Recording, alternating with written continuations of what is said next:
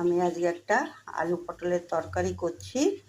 দেখুন, আলুগুলোকে আমি এরকম লম্বা লম্বাভাবে কেটে ধুয়ে এটাকে নুন হলুদ দিয়ে একটু ভেজে রেখেছি।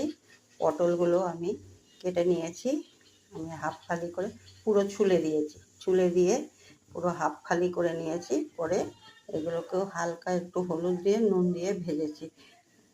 পটলে বেশি হলুদ দিয়ে ভাজলে পটলগুলো ভীষণ কালো হয়ে যায়, ওই জন্য অল্প একটু হলুদ দিয়ে ভেজেছি। আমি দেখুন কড়াতে সেই তেলের মধ্যে সর্ষের তেল, তার মধ্যে আমি জিরে আর তেজপাতা ফোড়ন দিয়েছি। দিয়ে আমি এর মধ্যে একটু পোস্ত বাটা দিব। এটা দেখুন পোস্ত বেটে নিয়েছি, তার সাথে কাঁচা লঙ্কা দিয়েছি, কাঁচা লঙ্কা দিয়ে বেটে নিয়েছি। এর মধ্যে আমি একটু গুঁড়ো মশলাও অ্যাড করব। এর মধ্যে জিরের গুঁড়ো আছে, একটু হলুদ গুঁড়ো আছে, একটু নুন আছে, একটু চিনি আছে। এগুলো সব আমি একসঙ্গে দিয়েই কষাবো। সামান্য একটু জল দেব, জল দিয়ে তারপরে কষাবো।